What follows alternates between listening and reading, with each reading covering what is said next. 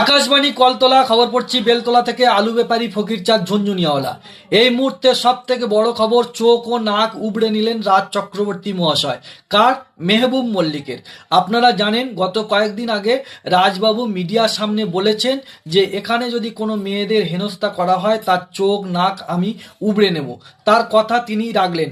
গত কয়েকদিন আগে পূর্ব মেদিনীপুরের ভগবানপুর একটা স্কুলে সেখানে শিল্পী লগ্নজিতাকে হেনস্থা করেন মেহবুব মল্লিক। আর সেই আগে রাজ চক্রবর্তী তার চোখ নাক একেবারে উবড়ে নিয়েছেন। এই কেস উঠেছে আদালতে। এদিন মেহবুব মল্লিককে আদালতে তোলা হয়। আদালত চত্বরে লোকজন ভর্তি হয়ে যায়। সেখানে হঠাৎ এসে হাজির হয়ে যায় রাজ চক্রবর্তী।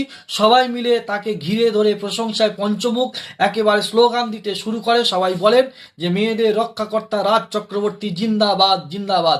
আমি তো সেখানে হঠাৎ গিয়ে হাজির হয়ে গেছিলাম। হঠাৎ রাজ চক্রবর্তী মহাশয়কে দেখে আমি তাকে জড়িয়ে ধরে আমিও বলি, দাদা সত্যি আপনার সাহস আছে, আপনি আপনার কথা রেখেছেন। এমন সময় আমার বউ আমাকে বলে, আরে তুমি কাকে জড়িয়ে ধরেছো? তুমি ঘুমের ঘরে কি ভুলভাল বকছো? আমি তো তোমার বউ, তুমি আমার জড়িয়ে ধরে বলছো রাজ চক্রবর্তী। এমন সময় হঠাৎ আমার ঘুমটা ভেঙে যায়। তখন আমি ভাবলাম সত্যি তো, আমি মনে হয় স্বপ্ন দেখছিলাম। তাই শুধু একটাই কথা বলবো, স্বপ্ন দেখা ভালো রাজবাবু, কিন্তু স্বপ্নকে বাস্তবায়িত করাটা খুব কঠিন।